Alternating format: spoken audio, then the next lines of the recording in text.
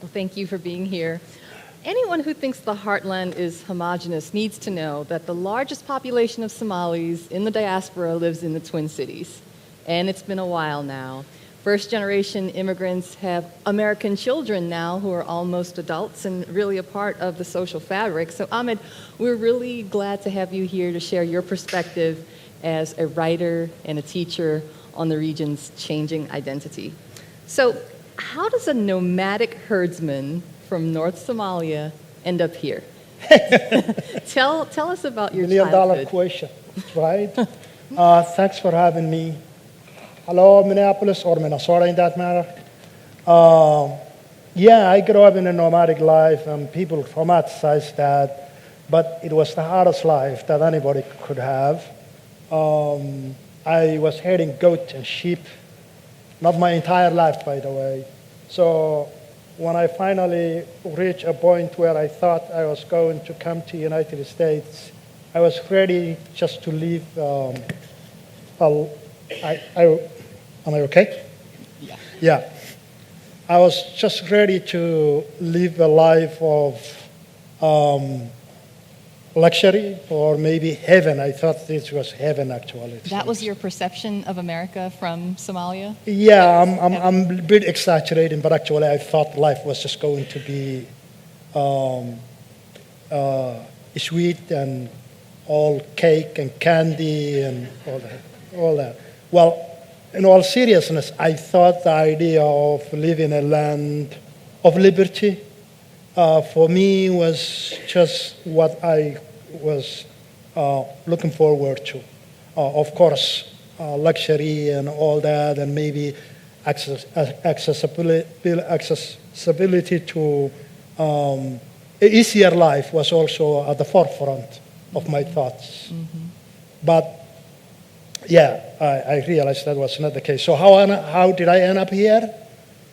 I graduated from college. I was actually in Hartford, Connecticut. And then the search engine was sort of a somewhat rudimentary then. I got to it. I was just trying to find out where the largest Somali is concentrated in the United States. And I was shocked to find out it was Minnesota. Because I thought, you know, I used to watch you, and then I say, I will never go there. That's too cold. Hoover Humphrey, I knew a little bit about Hoover Humphrey, and yeah, I knew a bit, about the luminaries of civil rights movement.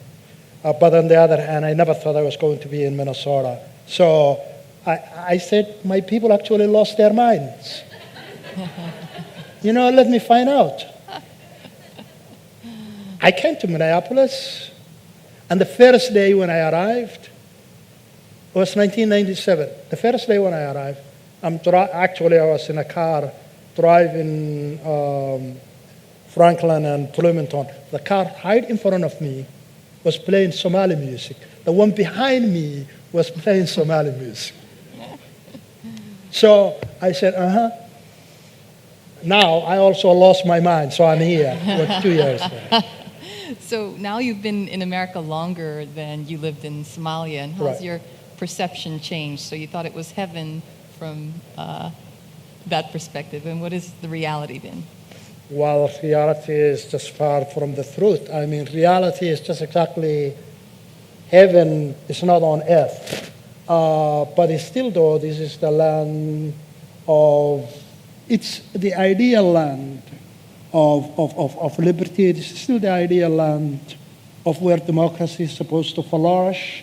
Yeah, we're having some glitches here and there, painful as though it seems at times.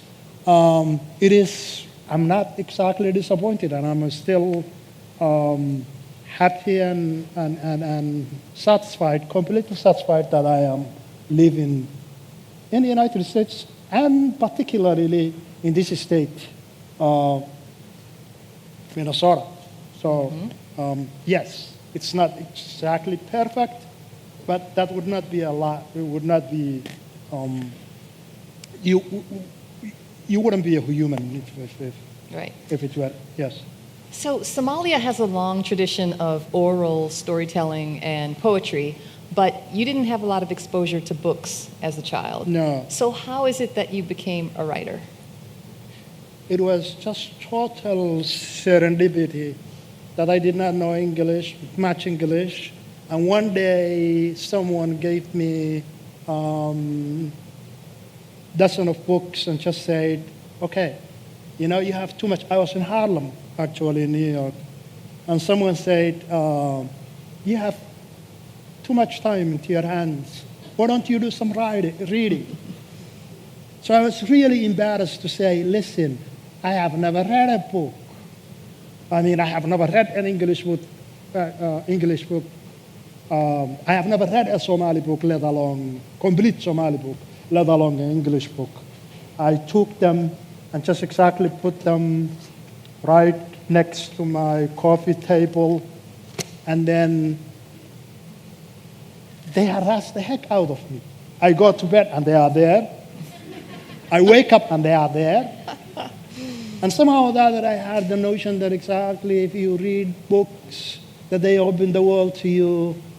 That I had it in me. Finally, I have haphazardly just picked one. Which one was it? The book was I Know Why the Caged Bird Sings. That's a great first book. That book completely changed me, and possibly that's why I'm here today.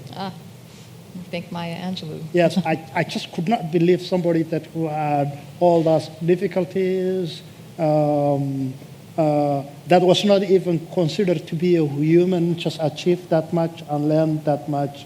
So I told myself, I realized she got all this from the books too, and it validated my point of view. Not only that, but I just said to myself, what the hell are you complaining about? Because when I was just growing up in Somalia, even though Somalia was poor, even though I ran away from that, when I was a child, I was told that I was the chosen race, believe it or not. I didn't even know that I was actually black. So there, I just said to myself, what are you complaining about? Mm-hmm. You've written a history of the Somalis in Minnesota. What do you wish more people asked about your community or understood about the Somalis? Well, I wish actually when you see someone that who is threatened, or someone that who is harassed, or someone that who is bad-mouthed one way or the other, that you don't ignore. Don't ignore it. Yeah, do not ignore it. Whatever you do, don't really just exactly leave it. Because normally all the crimes, what I'm calling a crime, is happiness around us. And we bit blasé about it. I think we normally just exactly say, it's not me, so why do I have to intervene? But those of us that who arrive, particularly on my generation and first immigrants, are always apologetic. Okay, so we somehow or the other got solace and strength when someone of you stops in. Because at that moment of vulnerability, you just only know the person that who is in front of you. But also you don't really forget the one that who came to your rescue. And that, yes. We're going to be taking questions in a moment through Slido, so don't forget to type them up. Here's an excerpt from your book, and I was hoping you would read a passage from Somalis in Minnesota. Sure. Actually, and it's not the book that my name is attached to, if you just see that, but this was from Somalis of Minnesota. So then here I was just trying to summarize what I thought of the state. So trying to say a few words about Somalis in Minnesota, I could not help but marvel at similar immigrant images depicted perhaps in the most coded lines of Emma Lazarus in the New Colossus. Give me your tired, your poor, your huddled masses yearning to breathe free. This time, however, it is not Ellis Island, New York, but a land of 10,000 lakes. And the people are not Europeans, but African Muslims who have arrived at the gates of the great state of Minnesota, testifying to the fact that America is still the land of huddled masses yearning to breathe free. So despite the unbearable past, an indomitable human spirit lives in Somalis too. So they, Somalis, they in Minnesota savage what is decent of their cultural heritage and use it to find the most hospitable state in the Union. They came to Minnesota because of opportunities, job opportunities. And those were jobs that they could do without the due burden of employment skills and language fluency, jobs to which employers appreciated assigning them.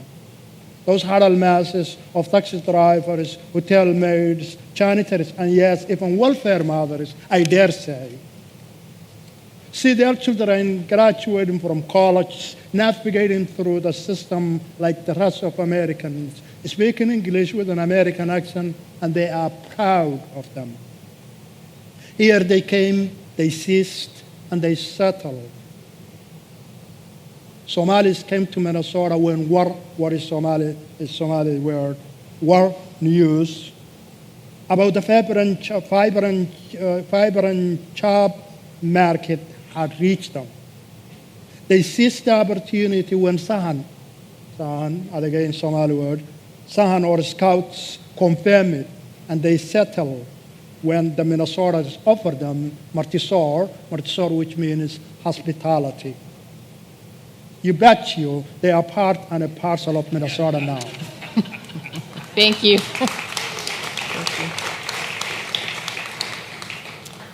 Let's talk for a moment about the white nationalist backlash to immigration in Minnesota. Have you personally felt that reaction is growing, and how is your community grappling with it? Yeah, actually, that's the toughest part. I haven't encountered it, but I know I feel it all around me. Example, even not even here. I was just talking to a friend of mine in Somalia who chose to remain in Somalia despite of the difficulties, and he said, "I feel sorry for you guys because it's still." That land of opportunity that you used to talk about, we are hoping that exactly that America still remains to be the land. I'm just going to fix your microphone. Thank you. Oh, sorry. Okay. I think that might be good right there. Thank you. The ideal land of liberty and hope. Liberty where meaning, in other words, all people live. So every now and then when you see this rise in anger against the immigrants or against Muslims, against anybody that possibly is not aligned with that kind of an ideology, it is, yeah, you could actually sense a bit of pain.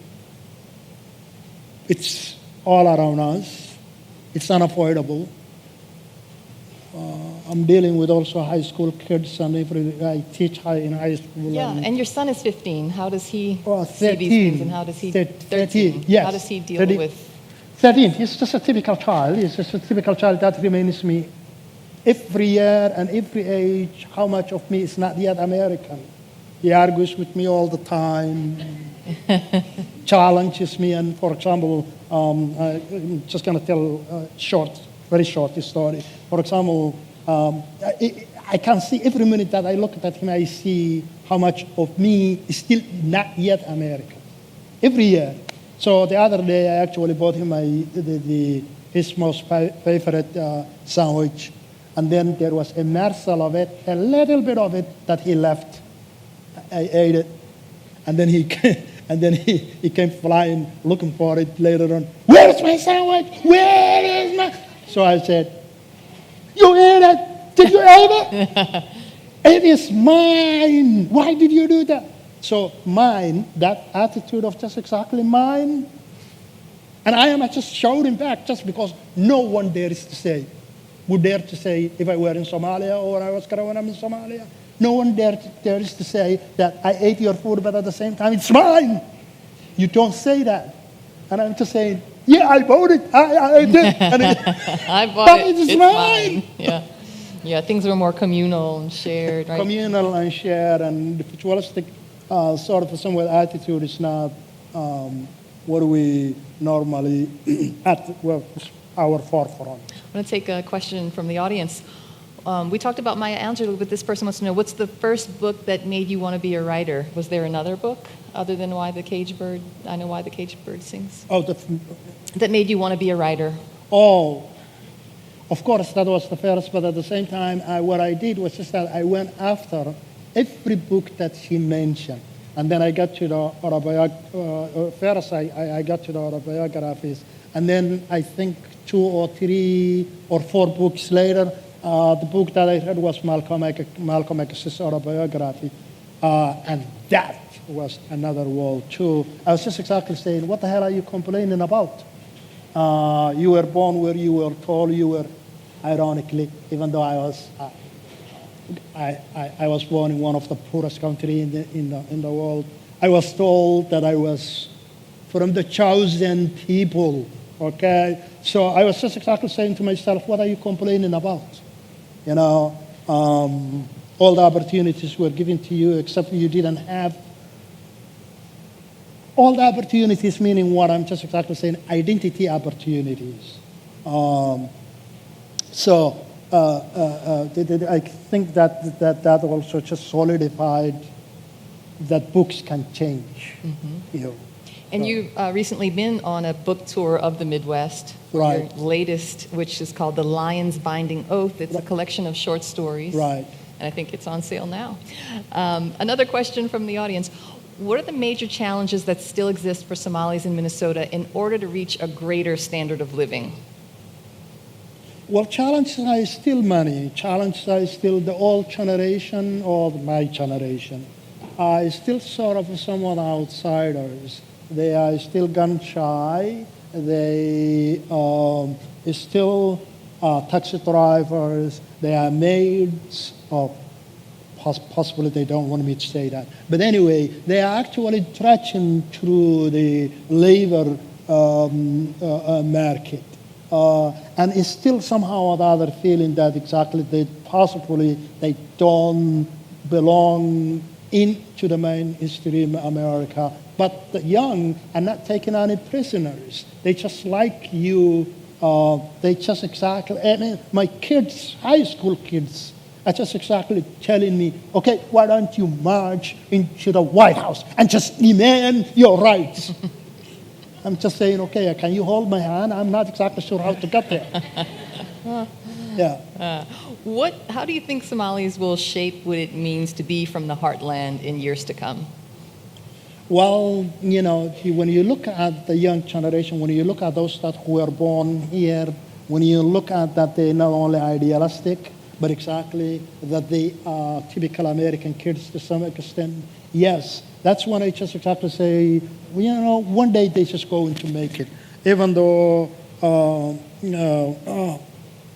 opportunities are just, somehow they are still a bit outsiders. Mm-hmm. But as long as they are speaking the language, as long as some of them are making through the best colleges, as long as there is a political awareness, particularly political awareness. Somalis are political animals. You just realize that we have been here not less than 30 years, and we already had Alhan Omar. You know, right. We actually have state representatives, and there are people that who have been here 200 years, and they still are just trying to climb up the ladder. So I think we are, a little bit, if I just add a little bit of bragging rights, I think we are not bad. We are politically savvy. We don't have the money, but everybody just exactly says, I have no access to the, to to the luxury of living large. Everybody says that. But I think we are just climbing the ladder to some extent, even though we are still at the bottom. Yes, hopeful. Hopeful. More than hopeful. I think that's a great note to end on. Thank you very much, Ahmed, for sharing your story. Thank you.